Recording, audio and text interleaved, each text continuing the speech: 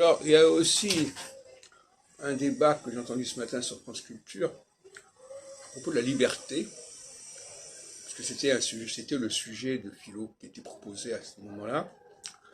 Et on n'a pas trop parlé. euh, c'est un mot qui mérite d'être démystifié, le mot liberté. Parce que la liberté, c'est la désinhibition, d'une part. La liberté, c'est la libération. Alors, libération d'un joug, d'un pouvoir, des inhibitions par rapport à des contraintes. Et on ne peut pas ignorer le ça freudien, le ça et d'ailleurs le surmoi. Je renvoie à mes travaux sur les topics sensoriels.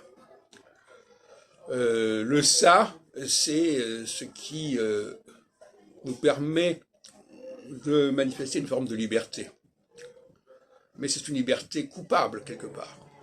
C'est une liberté de défoulement, de désinhibition.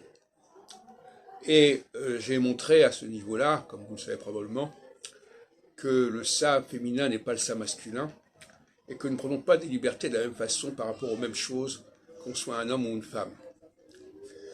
Et ça, c'est vrai dans tous les pays, c'est pas lié à une culture donnée. Liberté de crier, de rire, de faire des grimaces, ça c'est très féminin. Liberté de boire, de fumer, qui a souvent été d'ailleurs entravée. Actuellement, à Paris, on n'a pas le droit de fumer n'importe comment, n'importe où. Donc ce sont des libertés qui sont diverses, et quelqu'un peut être libre sur un certain plan et pas du tout sur l'autre, et inversement. Donc il ne faut pas croire que parce que quelqu'un se contrôle sur un certain plan, qu'il se contrôle sur tous les plans.